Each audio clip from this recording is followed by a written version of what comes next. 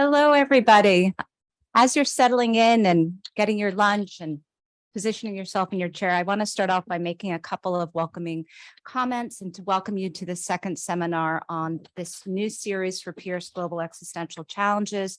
I think I know most of you in the room, but my name is Deborah Yashar. I'm the director of Pierce and also professor in the politics department and in SPIA. I wanted to start off, if I could, by just first positioning this particular seminar series and then a few words for the panel itself, and then we'll turn to our speakers. Thank you. The first is just to say, for those who were not here for the first seminar series, I noted there, and I'm going to repeat now, that the goal of this seminar series is manifold. First, it's really an effort to initiate university-wide conversations around core existential issues that are manifesting globally in a way that is really striking and concerning. And so the idea this year is to dedicate monthly panels to a series of different issues. Some are going to be focused on democratic challenges and democratic backsliding, as in last month and this month in particular. Others will be focusing on other issues related to precarity and sustainability and gender rights and so on and so forth. The idea here is not this year to invite in outside speakers, but really to bring in the Princeton community to speak to one another, particularly after the years of COVID. We were all so separated. So this year we'll be inviting people from the Princeton community for each of these panels to talk about these different issues. And then in future years, we will obviously open it up. In the process, what we're hoping obviously is to engage in open and multidisciplinary conversations, to strengthen and feature the intellectual community that we all love and have desired and missed in many ways during COVID, and also to advance conversations on these critical issues before us. The idea then is to strengthen those internal conversations, but some of these seminars will be recorded and broadcast. So if last month it was not, this month it is. So you might be mindful of the fact that this particular event is being recorded. All right, so today what we're going to focus on is democratic challenges and backsliding in the global north. And in many ways, as we noted last month, this set of questions might not be surprising. In fact, it is the bread and butter of social science debates for the global south, where we are oftentimes thinking about transitions to and from democracy, democratic backsliding and democratic transitions, particularly in the context of weak economies, weak institutions, and a series of other crises. So last month, we had really illuminating presentations by Jeremy Edelman, Atul Kohli, and Jennifer Widener, where we looked at Latin America, India, and Africa. I recognize some of those are continents and some of them are countries, but we put them into comparative perspective and thought about this not only in terms of the regional conversations, but also in light of some of these global trends that BDEM has reported in their 2022 report. I just will reiterate very briefly here. They have noted in that report that liberal democracies are on the decline. They peaked in 2012 and they're back down to 1989 levels. Democratic backsliding has become more common, as we all know. Autocratization, both of the closed sort and of the electoral sort, is on the rise. And indeed, electoral autocracies are now the most common regime type in the world, 44% of the world's population. These processes are not limited to the global south, but obviously, as we know today, they are also present in various ways and in different forms in the global north. That report in particular highlights that anti-pluralist parties are driving autocratization in many of these large countries, whether or not we're talking about Brazil, Hungary, India, Poland, Serbia, Turkey, and perhaps others. So it's in this context that we're framing this particular seminar on the heels of the last one, but also to open up a conversation about the global north, to think about democratic challenges, to think about democratic backsliding.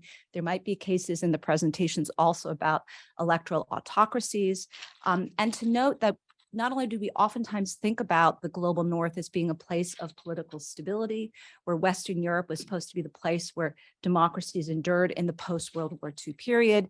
And the hope was for Eastern Europe after 1989, if you bought into the modernization end of history theories, that that too would transition towards democracy. I think what we're going to have is a very sobering and enlightening set of conversations that will be headed off by three terrific colleagues. So now let me just line up the people who are about to speak, and then they'll each have about 15 minutes before we open it up for Q&A.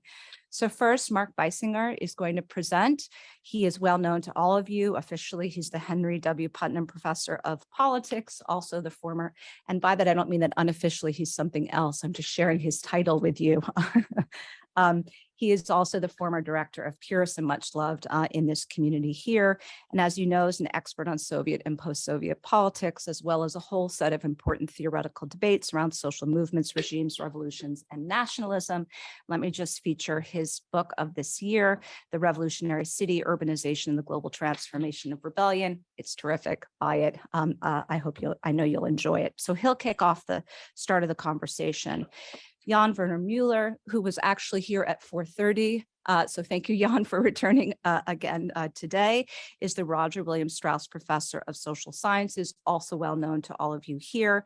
He's also the director of the program in political philosophy, and he has been playing a really key central debate on these issues of not only populism, of which many of those debates were the precursor in some centers for the discussion of democratic backsliding, but also recently published the book Democracy Rules. And so we want to thank you for joining us 2 days in a row. Yesterday was on democratic deliberation and climate politics. And then third, last but not least, is Scheppele, who's the Laurance S. Rockefeller Professor of Sociology and International Affairs, and also at the University Center for Human Values. It's worth noting that she has played many different roles in different departments, whether or not it's sociology or law, and was also the former director here at Princeton of Law and Public Affairs. I also just read something coincidentally that there is a chaired position that was named after you, Kim, which is not here at Princeton, but at Michigan. I've never seen that, but that's really quite striking and wonderful. And she's widely known for her work on sociology of law, especially on the rise and fall of constitutional governments, with a focus on Eastern Europe and the EU, with some overlap between EU and some of the Eastern European countries. She's written many, many things. Well, let me feature what you're writing now, which is a book about the general phenomenon of dismantling democracy by law. And that's looking not only at the Eastern European cases, but placing them in the context of US, Brazil, Ecuador. I'll just list them all: Turkey, India, and also Russia. So we have three fantastic speakers. I'm now going to finally move from this podium and turn it over to Mark, who's going to share his thoughts. Again, 15 minutes each, and then we'll open it up for discussion. So give them a warm welcome.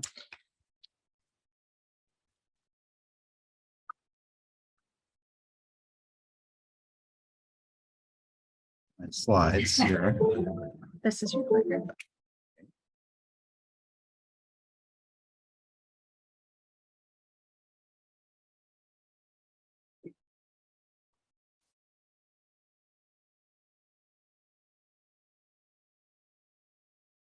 I need to do anything with the Zoom? Nope. Okay, all set. Yep. Okay, wonderful. Well, it's great to see so many people here. I mean, I don't know how many years I ran events here at Pearce, and you know, this kind of turnout you feel good about. There are people sitting in the aisles.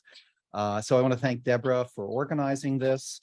You know, when she asked me to speak, if democratic backsliding is not necessarily a topic that I've written about extensively, my work has been much more on Russia and various parts of the former Soviet Union, although I have written something more recently for an edited book that Ken Roberts is putting together, in part because I work on social movements. And so that flows over into the struggle for maintaining democracy and trying to reverse democratic backsliding.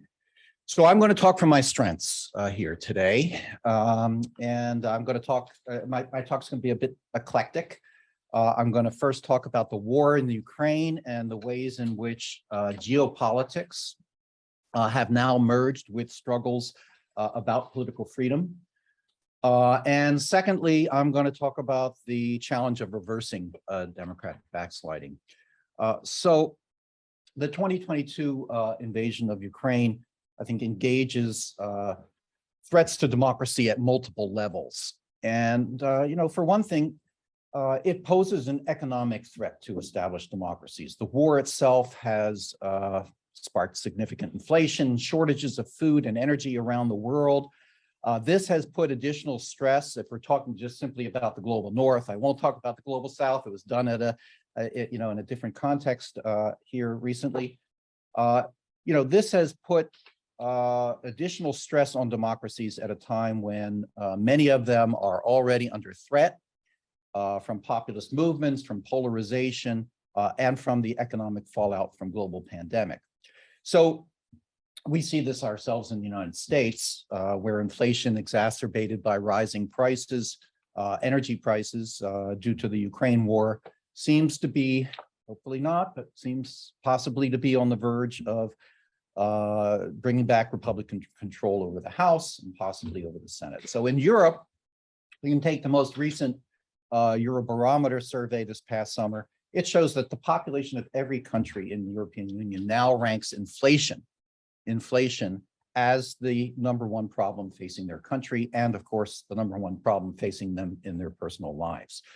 That contrasts sharply with a year ago. A year ago, that same survey found health, environment, and unemployment as the key challenges facing those countries. So shortages of gas and heating fuel this winter are going to be extremely difficult in many parts of the continent.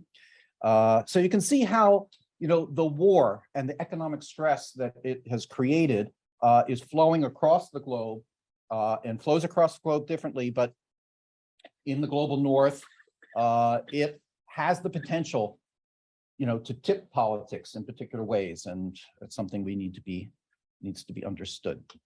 So the invasion of Ukraine is a symptom of a larger shift in world politics, I think. It is a new merger of regime politics and geopolitics.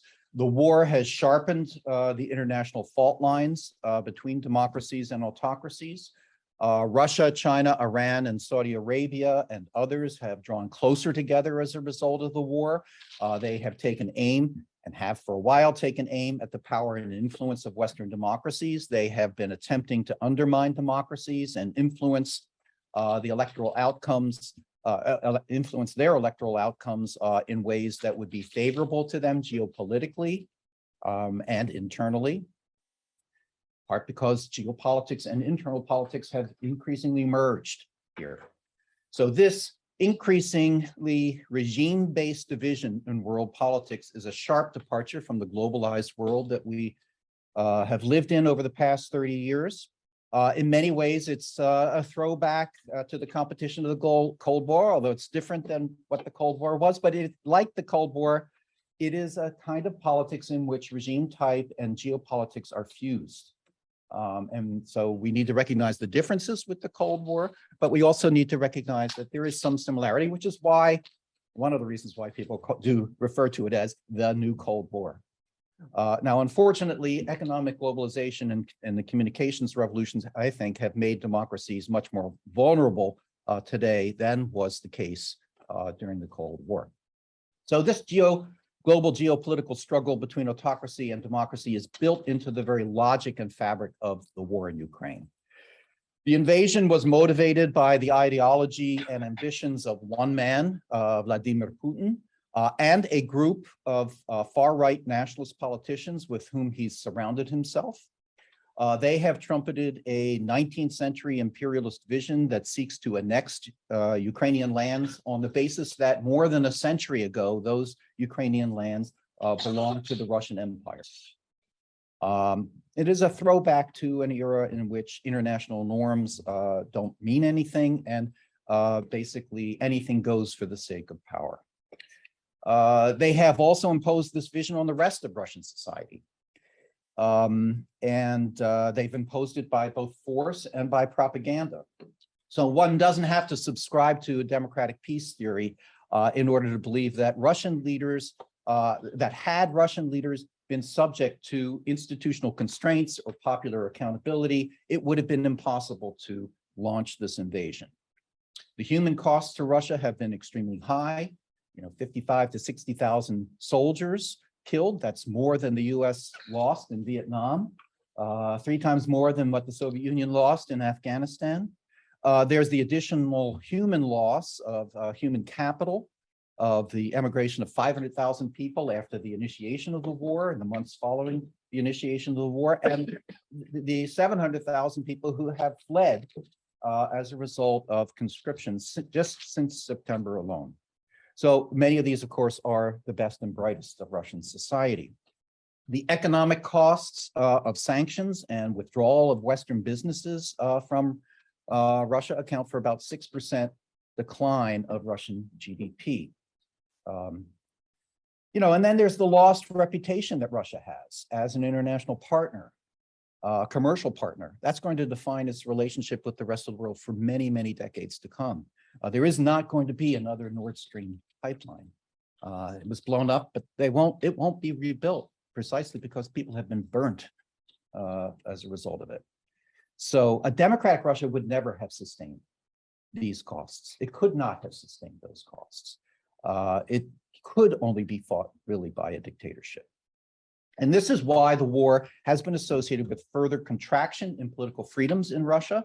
It's a truism that one of the victims of war is freedom. And wars not only involve widespread violation of human rights on the battlefield, but they also legitimate increased restrictions on information and civil liberties, providing a ready excuse for governments to crack down on dissent in the name of national security. And that's exactly what's happened in Russia. Russia was far from a democracy on the eve of the war, but now even using the word war to describe what is going on has become a crime. There has been, I would describe it as a kind of creeping re-totalitarianization of Russia, of Russian politics. So there have been new political controls that have been instituted. All independent news sources have been shuttered. There is even a revival of old Soviet institutions like youth organizations and even cells in units to watch over people. People are encouraged, citizens are encouraged to spy on one another and to denounce one another. There is a patriotic curriculum that's being pushed into schools, including just yesterday, a new required course on ideology that has been announced by the government that will be required in all universities on the ideology of the regime. So, the war kind of pits a regime that has been growing increasingly autocratic over a long period of time. It's not something new with the war. And it pits it against a country that is an aspiring democracy. Russia has always viewed Ukraine's revolutions as a threat, not only to its geopolitical ambitions, but also to the encouragement that the Ukrainian example sets for challenging autocracy, both in Russia and in Russian client states. So as you can see here, whereas Ukraine and Russia were once quite similar in terms of regime type, since 2004, Ukraine has followed a very different course of development. It is still well short of the average electoral democracy, particularly in the realms of corruption and the rule of law. But it has made some significant progress, particularly since the election of Volodymyr Zelensky in 2019. Now, Zelensky was, of course, a populist politician. Not all populist politicians are anti-democratic. He ran against the establishment. He garnered 73% of the vote, which is astounding, in a country that has long been thought of as being highly divided. His rule, along with the ongoing war in Donbass, healed much of the regional divisions that have plagued Ukrainian politics. It consolidated identities around Ukrainian statehood. And through decentralization and other types of reforms that did occur, Ukrainian society was made better able to resist the war, the invasion, when it did come along. And as you can see here from recent surveys from Olga Onuk's Mobilize project, since Zelensky came to power in 2019, Ukrainians who were once ambivalent about the democratic project have come to embrace it actually in a big way. Now, part of that is geopolitics, part of that is wanting to belong to the West, but it still is an important phenomenon, and it is a change from the past. So let me turn now to the other topic I want to talk on. the challenge of reversing democratic backsliding. And, we talk a lot about the causes of democratic backsliding. We talk a lot about preventing democratic backsliding before it happens. But there have been far fewer analyses focusing on how do you get out of it? How do you get rid of democratic backsliding? How to get rid of it once it's already occurred. So one thing that might surprise you is that close to half of all cases of democratic backsliding, cases that at least since 2010, cases of democratic backsliding, about half of all those cases have actually been reversed, slightly less than half. At least in terms of evicting the leaders from power. Now, that's not necessarily fully reversing it, but it is an important part of reversing it. Now, out of a sample of 24 backsliding democracies since 2010, 46% saw their leaders removed from power, either at the ballot box, through impeachment, or through protest. So why do some get removed and why do some survive? Well, one key component is civil society resistance. Significant civil society resistance to backsliding in the form of protests, in the form of citizen movements, public involvement in electoral campaigns, legal mobilization in the courts, advocacy groups, a variety of activities has played a very conspicuous role in reversing democratic backsliding once it's occurred. So democratic backsliding, in fact, as you are well aware, has produced some of the most spectacular mobilizations of recent times. And from a theoretical perspective, the reasons are obvious. Mobilization and mobilizational activity multiply at times of opportunity and threat. And as numerous studies have shown,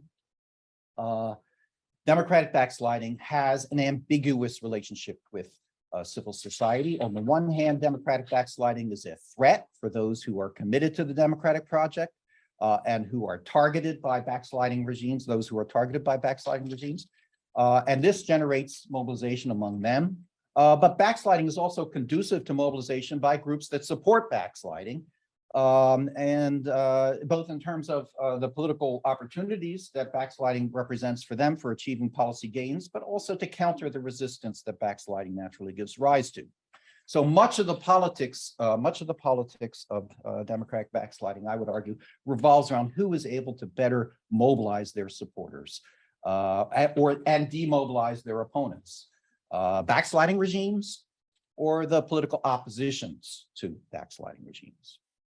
Now, one thing to note is that the institutional context here differs across cases. So there's a critical window during which resistance to backsliding stands a better chance of success. And as you can see here, using the VDEM measure of horizontal accountability, which measures how much institutions like courts and legislatures are able to constrain chief executives. The longer a backsliding leader is in power, the more institutional constraints, checking the regime erode. I don't think that's a big surprise, but I just wanted to show that that's the case. So there is a kind of window that, because backsliding leaders are gradually eating away at institutional and electoral constraints, it makes it significantly more difficult to challenge them over time as time protracts. And this is why reversing backsliding has a better chance of success before electoral processes and institutional constraints really are fully captured by backsliding leaders than afterwards. So once capture occurs, resistance to backsliding moves to the much more dangerous and much more difficult task of confronting dictatorship rather than using institutional processes like elections and impeachment. You have cases that have used the institutional processes and impeachment in order to contain democratic backsliding. Cases like Trump, obviously, Andrej Babiš in the Czech Republic, Park Geun-hye in South Korea. These people have been in power for significantly less time than those who were removed by protest. It is a somewhat more difficult thing, but I should say, those who removed by protests like Nikola Gruevski in North Macedonia, or Robert Fico in Slovakia, or Viktor Yanukovych in Ukraine. And I'm only really talking about the global north cases here. So there are plenty of global south cases as well. In those cases, though, there was a degree, the ones that were successful, there was a degree of institutional autonomy that was still left. And that did play a role in the ability of these movements to be able to oust power. But when you look at the backsliding leaders who have remained in power, they have remained in power for a long time. And they have generally, they have been able to survive electoral processes, re-elections, and so on. So they have been able to rig the institutions so that they are not and they have also experienced protest movements. Don't think that they haven't. They have. They've rigged the institutions in such a way as to be able to survive. So if I can get this going here. Oops, doesn't want to go.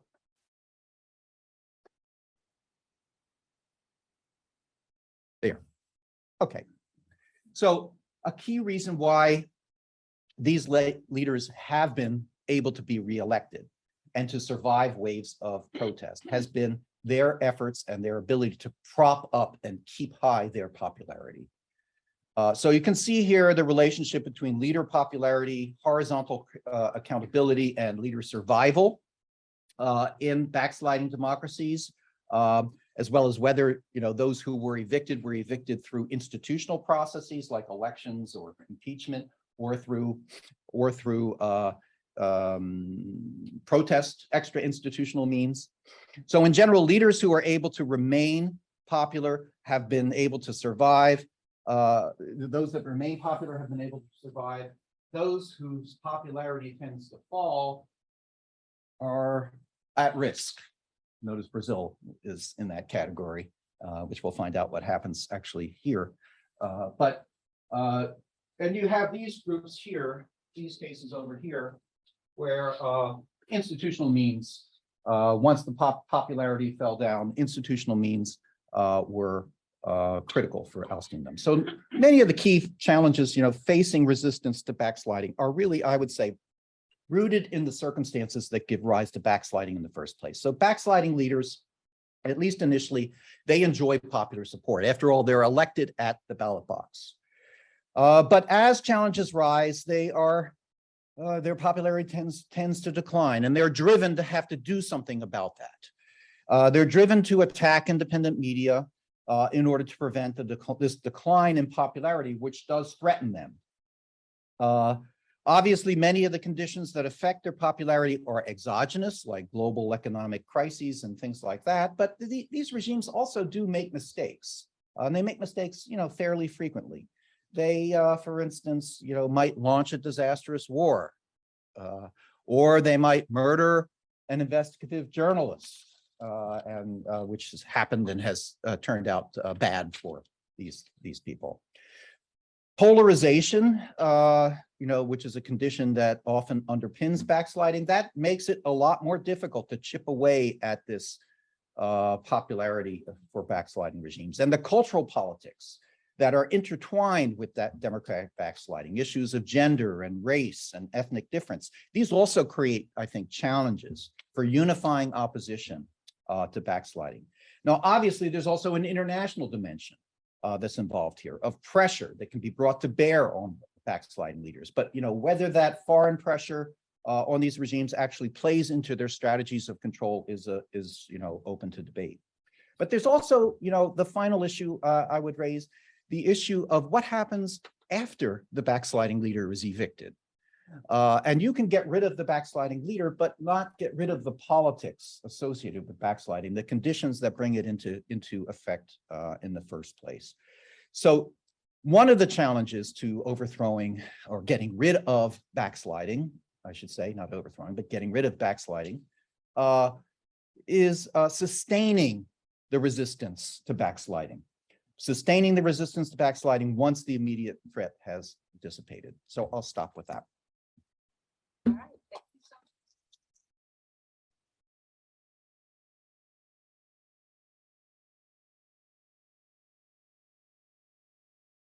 So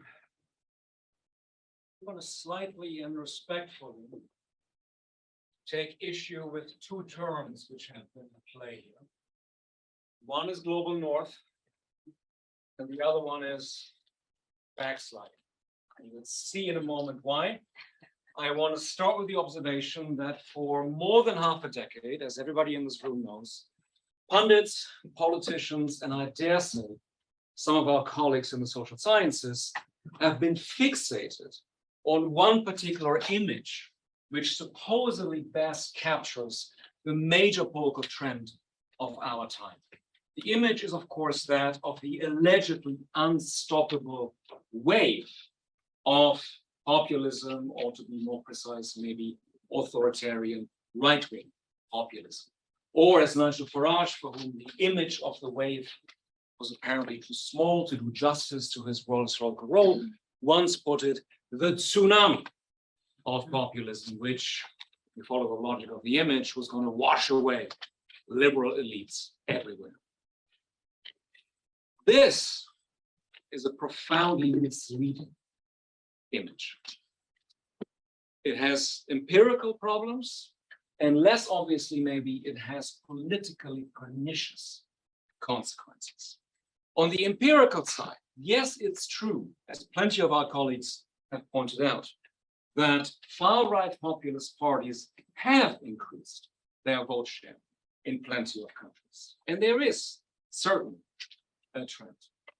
At the same time, though, it also remains true that with the exception of Italy, an important exception, especially for those who have the thought that Italy always serves as a kind of laboratory of future politics to come. But with that exception, nowhere else in Western Europe or North America have far-right populist parties or leaders come to power without the, and I use this term consciously with all its historical overtones, without the collaboration of far more established conservative / right-wing elites.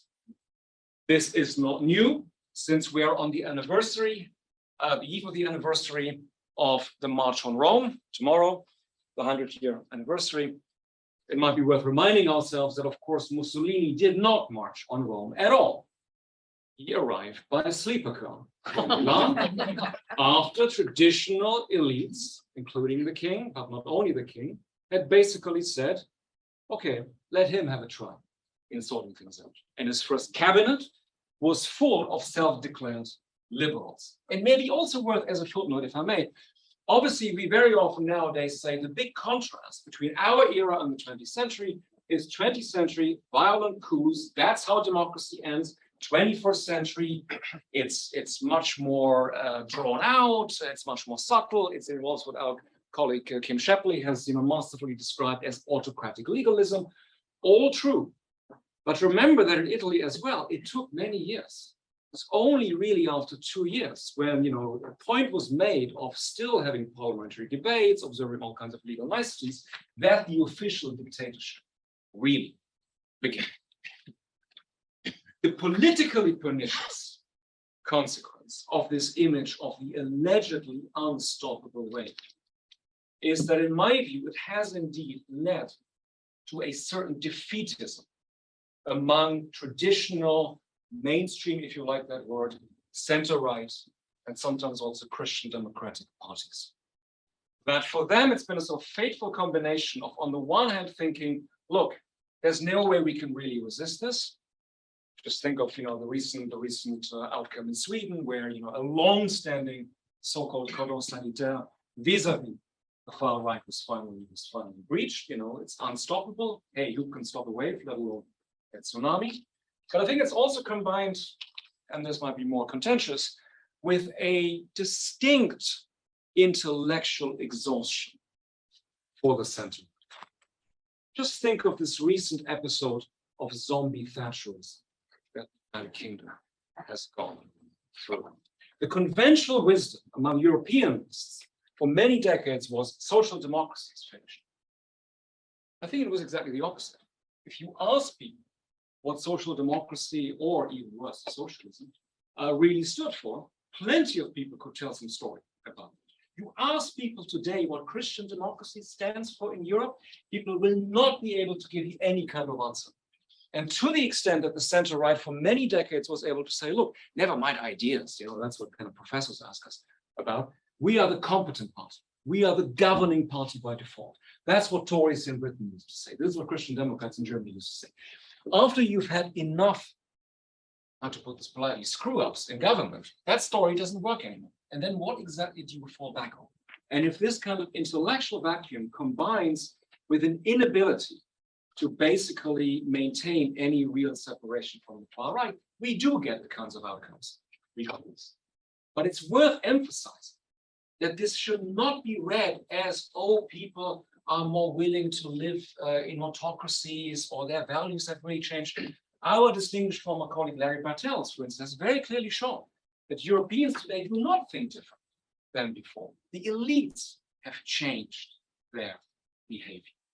And furthermore, at the risk of saying something totally blindingly obvious and very pedantic for many people in the room, we should also not assume that somewhat similar looking outcomes necessarily imply similar underlying causes in terms of, this long-standing debate. Oh, is it more cultural? Is it more economic? Is it some complicated combination of the two? It's, of course, very often much more contingent, which is not to say everything is arbitrary or mysterious. But if you think again of Italy and the most recent election, very hard to argue that somehow Italians are now more favorable to the far right than before. It's simply an outcome of Meloni having made a very smart move by saying, I'm going to stay out of the Draghi government. There are going to be so many people who are going to be so frustrated by the pandemic and now worried about the economic situation that I'm going to hoover up all this protest vote. But the Lega loses half its vote at the same time. So very, very pedantic conclusion, different national context, path dependency, all that still matters. And the same is true, second point I want to briefly get across to you, the same is true at the global level. When we think about the fact that in certain ways, autocracies today do look very similar. If you could line up in this room, Modi, Erdogan, Orban, Kaczynski, all the list that everybody here knows, you would say, well, they're not all the same, of course. But the term family resemblance kind of applies. Yeah, you can see that this is sort of the same political family. And you look at the way they govern, I think you would also conclude, yeah, there are shared patterns. There is almost what you might call a sort of populist authoritarian art of governance. But it doesn't follow that the reasons for the success of these figures are necessarily identical. It seems to me a much more plausible story we can tell is one about mutual learning. That a lot of these figures basically look at each other, and hence there isn't so obviously a division actually between global north and global south in this regard, and basically figure out, look, here's a facially neutral law, but it's actually great for intimidating or outright eliminating civil society. So there is a kind of playbook out there, I'm not the first person to point this out, that can really be shared and can change hands. And sometimes you see this, it's sort of almost blindingly obvious, and you don't have to be a conspiracy theorist to find this plausible. 2016 meeting between Orban and Kaczynski. Kaczynski has just come into power. I don't think you have to kind of, be very, very imaginative to imagine that basically Orban hands Kaczynski the playbook. This is how you trick the EU. This is how you fool them with, again, what Kim has shown is a sort of very smart exercise in comparative constitutionalism and bad faith, where you say, look, what we're doing now can't be bad because Denmark has it too. And then by the time the EU understands how the game really works, how everything is fitted together to basically yield authoritarian outcomes, 5 years have passed. So that kind of knowledge is out there.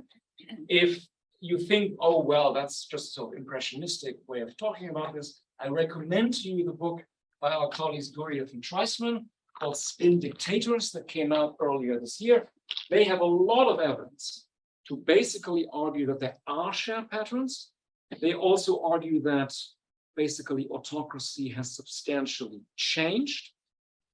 The book Spin Dictators basically makes a lot of out of the contrast between today spin dictators and what they call for the 20th century fear dictators. And they have a lot of empirical evidence to say that authoritarians today really are less violent. They use censorship less. They're just not like stereotypical images which immediately come to mind when we think about the 20th century. Of course, the immediate objection that some of you will be thinking of is, but what about Russia? But to their credit, even though they wrote the book obviously before the invasion, they already say Putin is somehow different. The fact that he, by that time, before Ukraine had already started more than 20 wars or was involved in more than 20 wars makes him different than some of these other authoritarian leaders. This is also the reason why I'm somewhat uncomfortable with the term backsliding. It's the back in backsliding that I think is potentially misleading. It so easily suggests to us that these figures are going back to something that we kind of already know, but we don't know it. And these figures are often very innovative, figuring out which it is. None of which is to say, I agree with Mark, none of which is to say that, oh, they're invincible or nothing can be done. This will be going from one extreme, basically the extremes of the 90s, when we all believe, not all of us maybe, but some of us, only democracies learn. We have some inbuilt epistemic advantage. I mean, that was the real, not the end of history, come on. But this was the real advantage, the real kind of illusion. And all authoritarians end like the stupid Soviet Union because they can't learn anything, they're in their own societies, and so on. So we shouldn't have gone to the other extreme and imagine that, you know, autocrats are invincible. But if in doubt, it seems to me we're still more erring on the side of underestimating them in certain ways. That also, I think, partly explains what at least I see as another pattern, and I conclude on that. The fact that so often, when you think about resistance, opposition strategies, and so on, you feel that everything is reactive. Authoritarian parties and leaders are doing something, are taking the lead, are innovating in certain ways, and then other figures react to that. But they're always sort of feel like they're just coming slightly too late. They're always sort of basically operating on a territory that has been created by others. And sometimes in extreme versions.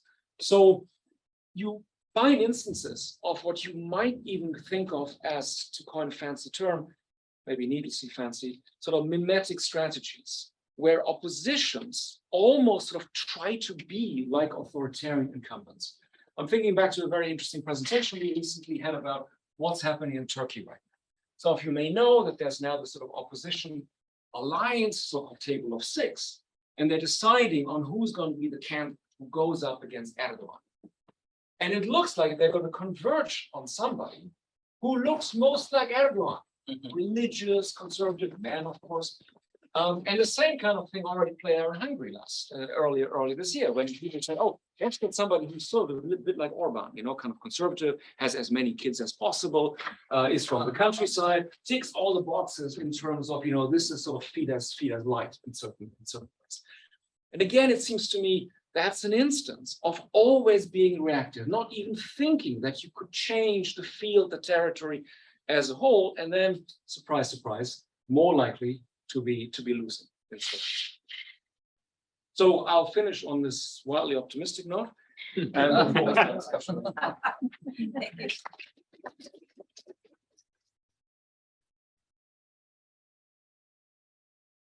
Let's see if I can pull up some slides here. And miraculously, you appear. That's wonderful. Great. So I'm going to also challenge the brief a bit by challenging, I think, backsliding in general, but also the division between global North and global South. Yeah, there we go. And yep, and then that should work. Okay, great. And I'm going to start actually, Deborah and I didn't coordinate. Which way does this actually go? That way. Let's see, does that work? No, it does not work. Okay, by illustrating actually what she was talking about, which is the Varieties of Democracy 2020 report. And this is something where they've been doing this every year.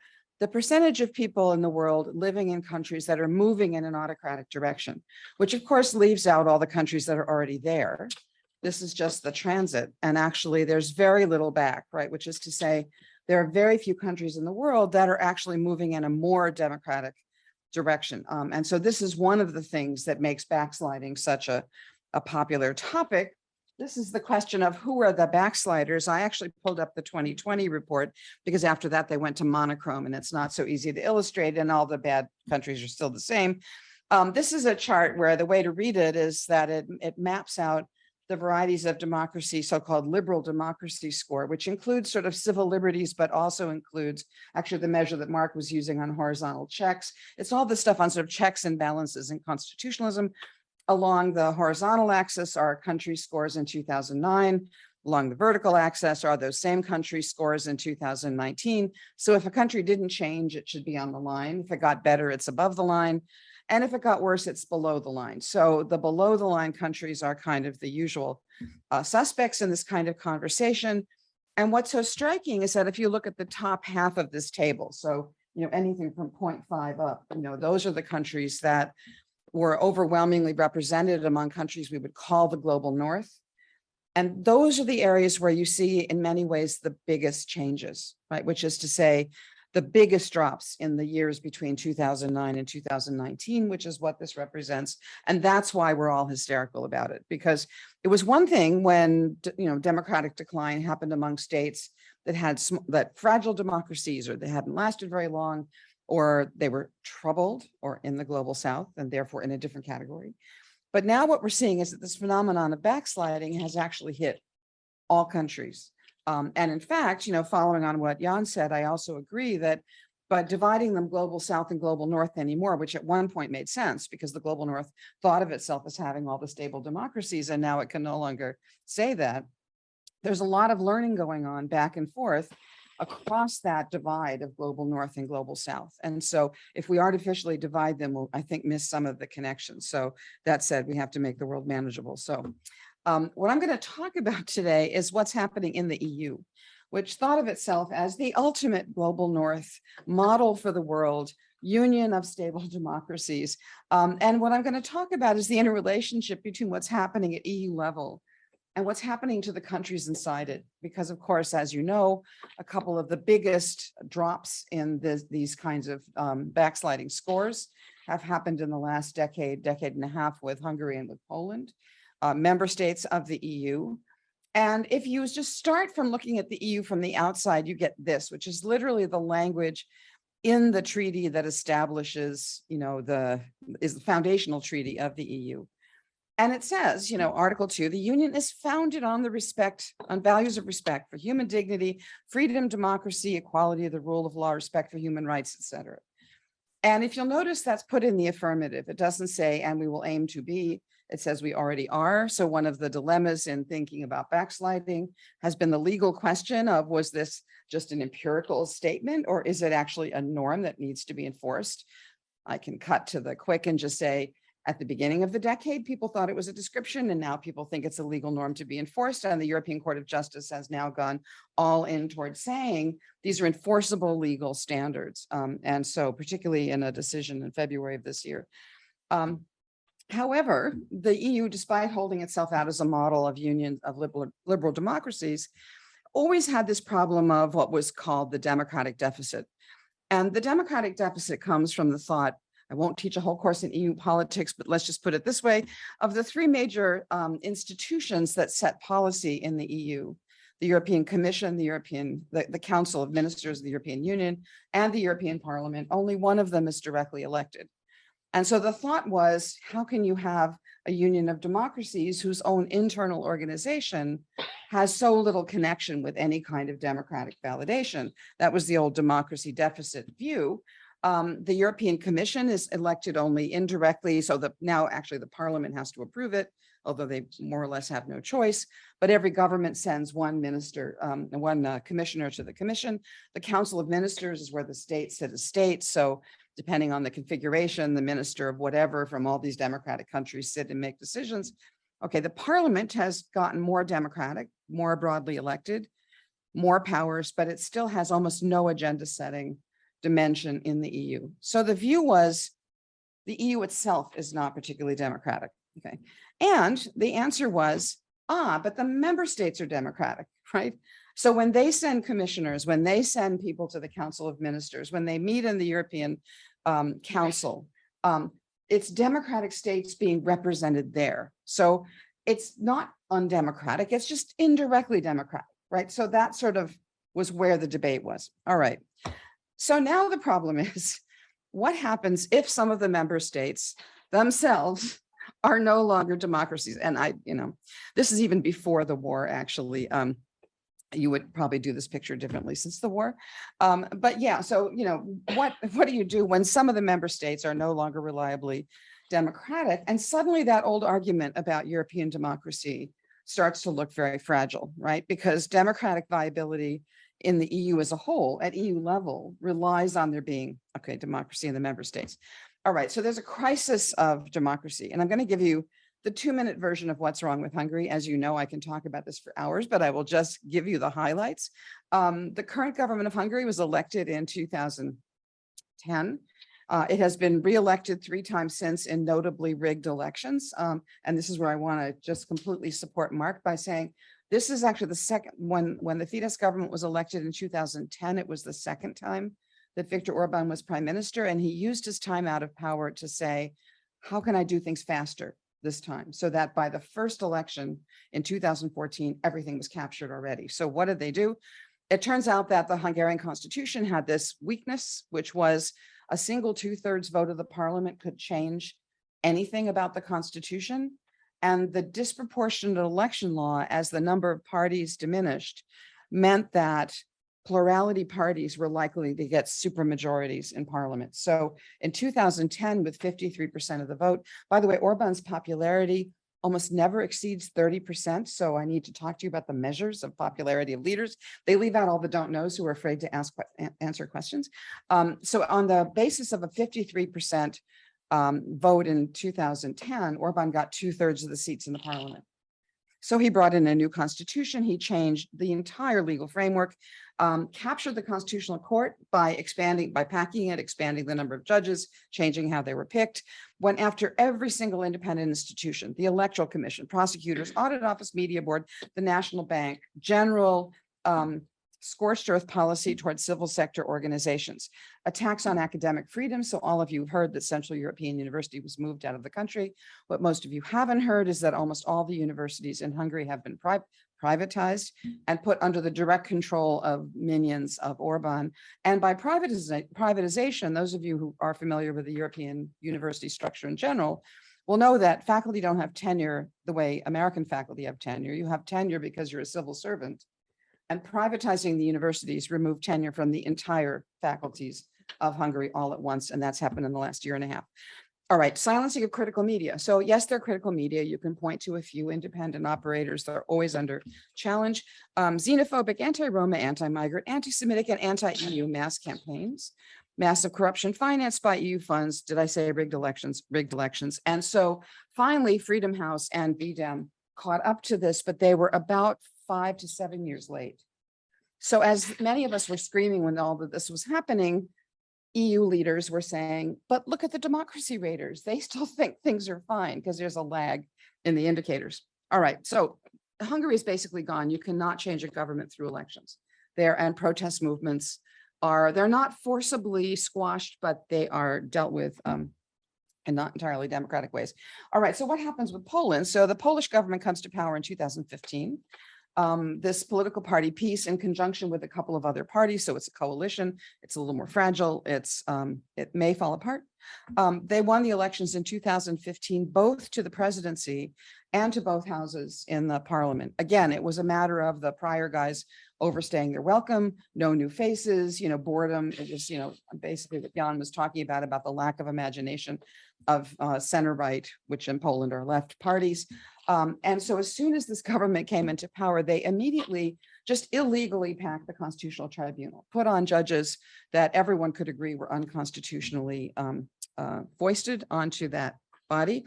They turned state media into a propaganda arm. And basically for the last 6 years, what this government has been doing is relentlessly attacking the judiciary. So they fired whole swaths of judges.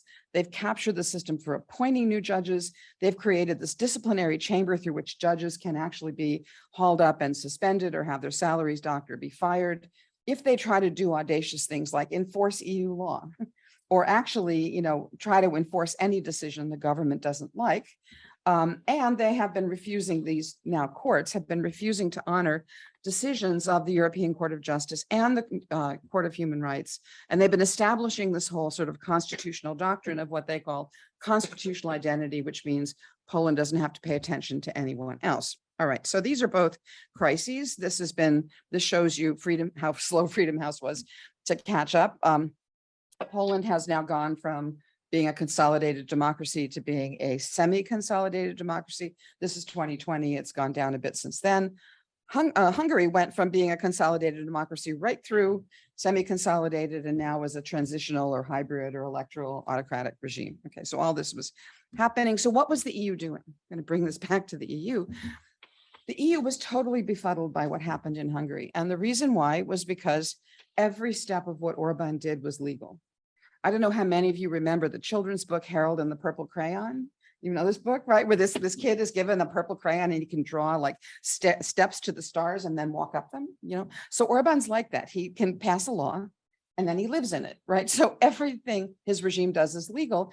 And the EU didn't know what to do with a government where everything had been done legally according to local law. And it wasn't really until Orban started really infringing on EU law that the EU thought it could do anything about it, but it has brought almost no what are called infringement actions enforcing EU law with respect to kind of separation of powers, the structure of the judiciary, or things of that kind. Poland has been different because Poland came in, the government that was elected did not have what we call a constitutional majority. So it didn't have the votes to change the constitution. So what it did was it captured the constitutional court, which was the thing that could tell the world that what they were doing was unconstitutional. And then they did a bunch of unconstitutional things, right? So the stuff that Poland was doing was in violation, sort of flat out, very clear violation of their own domestic law. And so as a result, the EU did jump in by invoking something called the rule of law framework, which was dialogue, which was useless. This is the other thing. Dialogue with autocrats actually doesn't work. Okay, I'm glad you're laughing because the EU still thinks it's serious. Okay, so they ended this endless dialogue while the government was entrenching all these changes. Again, I'm pointing to Mark because he's absolutely right. The longer these things go unchallenged, the harder they are to roll back. Then they finally came in with some infringement actions, but they didn't target everything. It was too little, it was too late. The commission kept messing up all the enforcement obligations.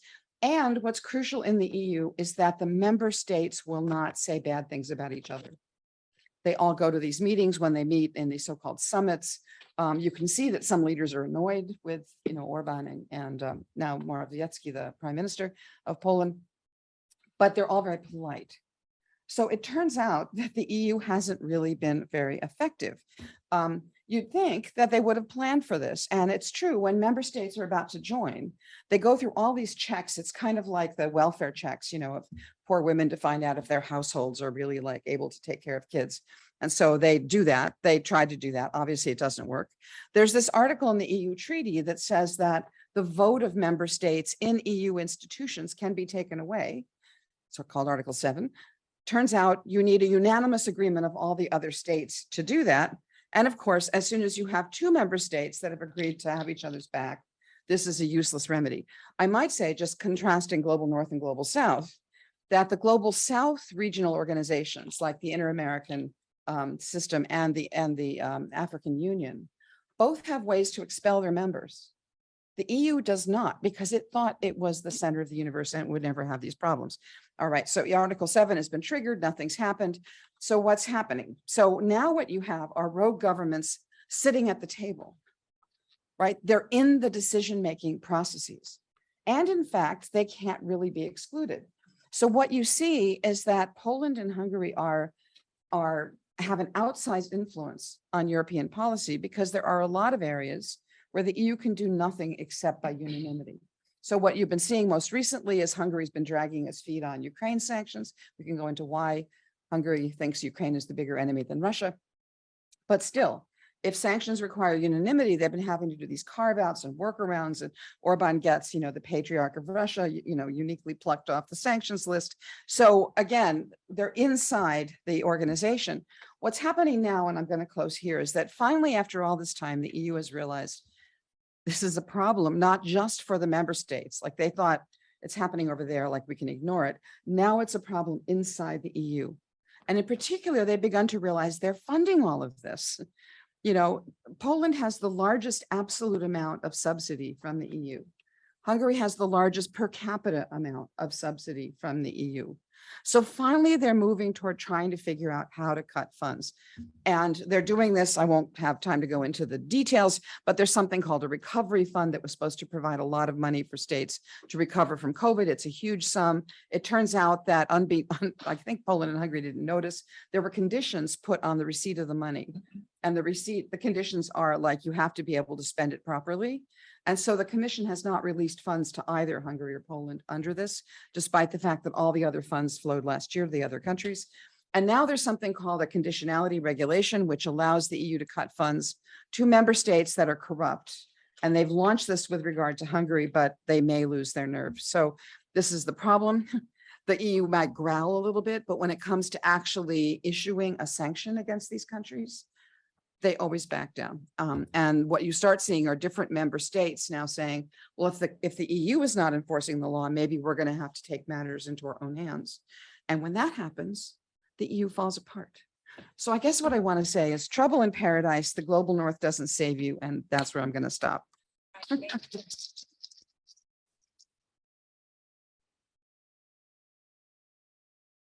going to invite our panelists to the table and we'll take some questions. I want to thank them all for terrific talks.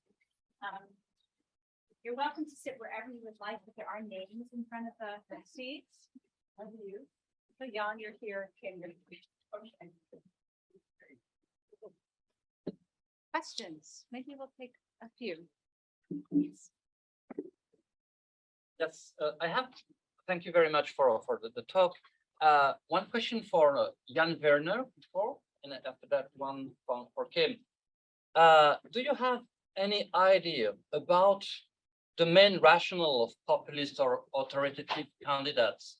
I mean, priority, same country citizens versus immigrants, lack of nuances, no compromises, anti-system claims, conflicts of subsidiarity.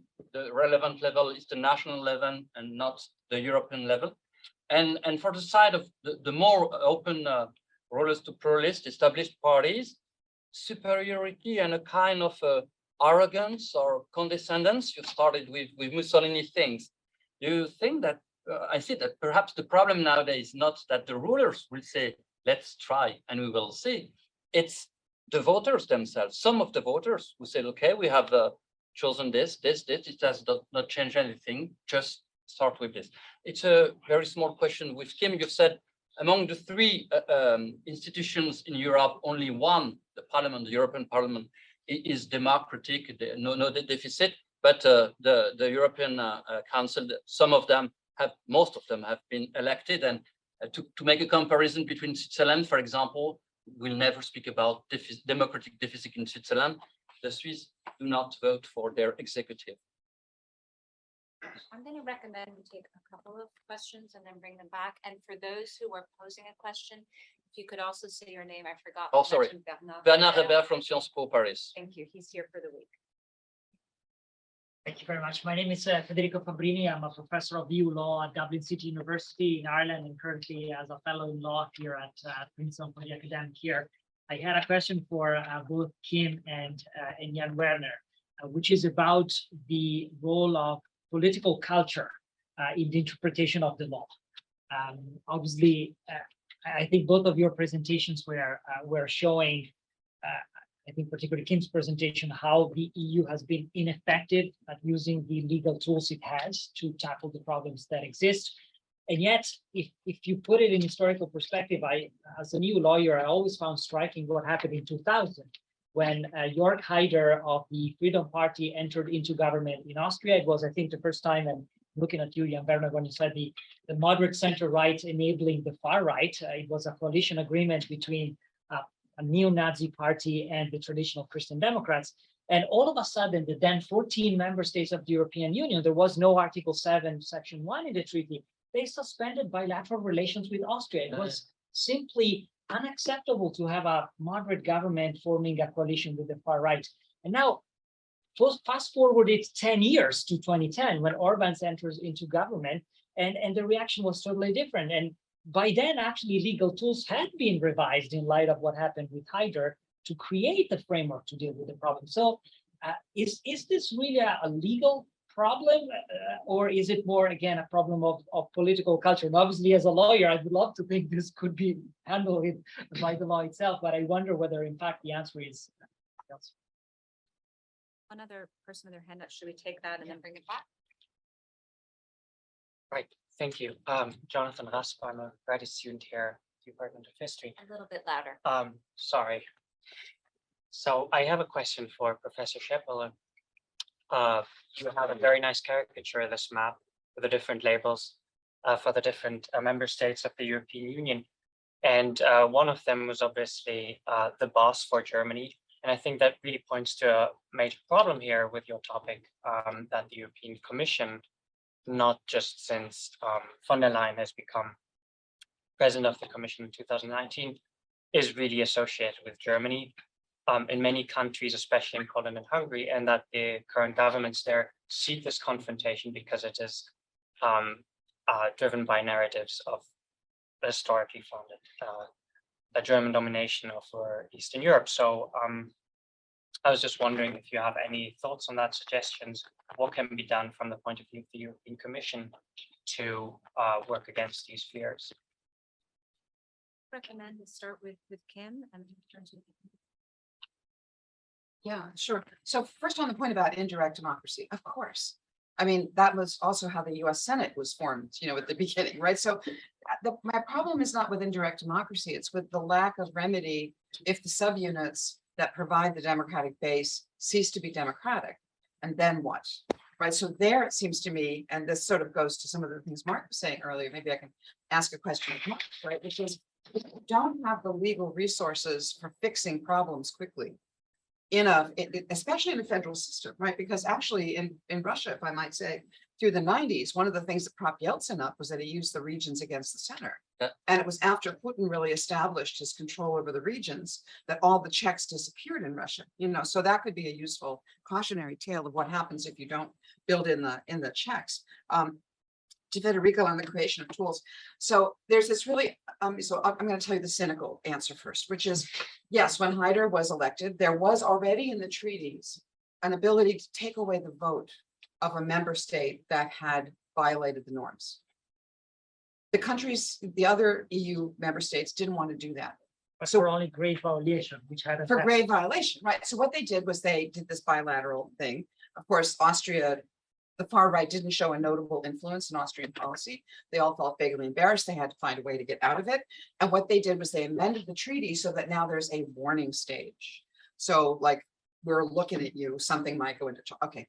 So then there's the warning stage. So then you get Hungary. Do they use the warning stage? No, they say, oh, well, I'm not sure that really requires a warning. We're going to invent another stage, which is the so-called rule of law framework, where we will engage in dialogue with the member state to determine if we should recommend that they get a warning. So what happens over time is that you see, every time the EU is confronted with an actual crisis where it might actually use one of the punishing tools it has created, it says we need an antechamber to that tool. Okay, and all it does is invent antechambers, and none of it works. But it does go to this political culture question. So one thing, and some of you in the room have been here when we've had various EU leaders in, and what I'm always so struck by, particularly people who were based at the Council, whether European or Council of Ministers, where the member states meet as states, is that they'll all say, remember, there's just 27 of us around the table, and you all kind of get to know each other. And it becomes very personal, and you don't want to insult each other. And so they could do this against Austria because those folks hadn't yet sat at the table, right? They were not yet known to us. So what happens is that there's a kind of intimacy, given the relatively small number of states that are interacting on a regular basis, and they all just ignore the bad manners of the others. And that's why none of this happens. Finally, on the German boss. So yes, so first of all, I mean, yes, von der Leyen. Actually, von der Leyen was Macron's candidate, and he promoted her because she spoke French. And Macron had achieved this incredible, a feat in the modern era where all the presidents of all the institutions could communicate with each other directly in French. Okay, so that was his goal. But von der Leyen has been a very weak commission president. She had no experience in the institutions. Rumor had it that she would call Merkel like every single day, and now she doesn't know to call. So things are, but here's the big thing. it's true that Germany's the boss, but not in the sense that Merkel ever bossed anyone around. And again, I'm pointing at Mark, who wasn't asked a question here, but Merkel was sort of appeasing, tolerating, ignoring a little autocracy among friends, right? She's also done that massively with Hungary and Poland. And the reason why it matters for her, mattered for her and to Germany in general with Hungary and Poland, is that Hungary and Poland provide all the cheap labor that builds all these German cars. It's a political economy story about why Germany doesn't want to discipline Hungary and Poland, and Orban and Kaczynski have left alone the German industry in their respective countries. And so underneath the politics and underneath the ideology, there's the reality of political economy that makes it extremely hard for Germany to really stamp out this autocracy in their midst. Bernard, so for better or for worse, I have a very minimalist, parsimonious understanding of populism. Basically, it's about leaders of parties claiming that they and only they represent what they often call the real people. So it has nothing to do with popular mobilization. It has nothing to do with particular policy content. Now, obviously, not everybody agrees with this understanding, but in my view, and I'm not the only one in this regard, it's become in and of itself a problem that because we're constantly told this is the age of populism, the P word is applied to all kinds of phenomena for which we actually have much more precise concepts, be it xenophobia, protectionism, racism, all kinds of things. And not everything is populism just because it happens to be associated with a particular party or a particular figure. Do people necessarily want to try more of this? I'm not so sure. Again, I would really point to the importance of so-called mainstream actors. Think of the fact that in February 2022, Valérie Pécresse, a Gaullist, as mainstream as it gets in France, basically gives a speech where she endorses the theory of the grand remplacement, basically telling people this is okay. You can be a nice bourgeois person who usually votes for the center-right, and you can think like this. I'll give you license. Once that has happened, you can't undo it. You cannot go back the next day and say, oh, sorry, guys, actually, this is totally racist, totally unacceptable. We made a mistake. Once it's happened, it's happened. So I still see this as an underestimated factor in all this. Briefly on Federico's question, and here I would, with all due respect, slightly disagree with Kim, actually. So I think on a legal theoretical level, the big difference is obviously that in Austria, nothing had happened. So nobody could really point at any human rights violations. People had to dig up quotes from Haider from the early 80s, etc. Orban, Kaczynski, completely different story. There is a track record very early on, as Kim was saying, these guys, while they were in opposition, asked, why did we lose the last election? Must never happen again. Next time we go into power, yeah, we're going to do some culture war, but that's actually peripheral. What really matters is capture the institutions right away, and then they can't get us out. And so the EU is far too slow in reacting to this. But I think part of the explanation is more contextual. It's not that Wolfgang Schüssel was not a known entity and that he wasn't a good Christian Democrat in the eyes of other people. It was more that 2000 was pretty calm. I mean, not much was happening. 2010 and after, think of Merkel what you wish, she has the Euro crisis on her hands. And there's the sense that, if we now start telling people how to run their political system, we're already telling them what budgets they can have. We're interfering massively. And since this, doesn't get the same amount of attention, whereas, the euro will be destroyed tomorrow, gets a lot of attention at the time, there was sort of the cynicism, basically saying, we'll go easy on that, and hope that it will sort of rectify itself, correct itself, and so on. I mean, just contrast, Chirac in 2000, basically has all the space to say, I'm a great defender of small R Republican values in Europe. I'm going to go after Haider and so on. Hollande basically says, I have to do what Merkel wants to do. And as Kim was saying, Merkel wants to do what BMW, Audi, and Mercedes want to do. Because not only do they get cheap labor, they get massive subsidies from Hungary. I mean, it's unbelievable when you think about it. So I know it can sound very simplistic, but I think these different constellations partly has not so much to do anything with political culture, partly explain the different outcomes. Well, I don't think really I should delve into something that I really am not an expert on, and these two are really the experts on the EU. I'll just say one thing. The democratic deficit is not solely an EU problem. If you look at the American states, What you're talking about in federalism? Do you remember the name of it? Grumbach. yeah. Jacob Grumbach. Laboratories Against Democracy. Laboratories Against Democracy, Princeton University Press. Yeah, Yeah. Jacob Grumbach. Yeah. It's great. Great So book. let me just say this, first off, before we clap, I just want to thank our speakers for incredibly stimulating talks. We knew they would be. We knew they would bring their empirical expertise and their theoretical expertise and their love of debate, which is always important in terms of these conversations. If I could be so bold as to just pull out a couple of themes that I think are really critical here, which is that there was a kind of theoretical debate. I don't think anybody on this table shared it, but it did have a dominance in much of the literature that presumed a teleology that presumed it was stable in Europe and the United States, and that it was unstable in the rest of the world. And so this way of opening up this presumption, or to throw aside this presumption that there's a teleology associated with democracy and democratization, is key, number one.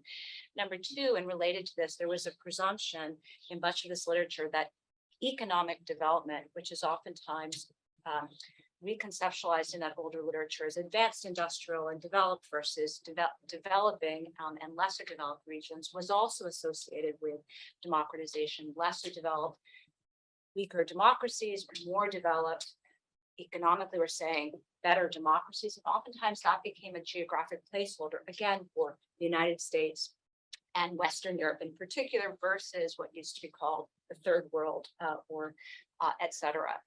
And so this language of global South and global North, to me, is really fascinating that it's generated debate. We even had a debate internally about whether or not to put it on the poster, because there's no key word. I think if you are working on or from the global South, you don't presume that your relations are independent of the global North. You presume that there are these international interactions and learning. So I think what's to me is interesting today is to highlight that, of course, the learning goes both ways. And secondly, as Mark had noted, the global context itself is shifting. And so for us to think about not just what's happening internally within countries, but moreover, how the global context itself, not just a change in terms of economics, not just a change in terms of war, not just a change in terms of ideas, et cetera, that is going to affect what's happening within each of these countries, not independent units. And so that effort to open up that conversation. I want to thank our speakers. There's so much more to say, but it was really phenomenal. And thank all of you for being here.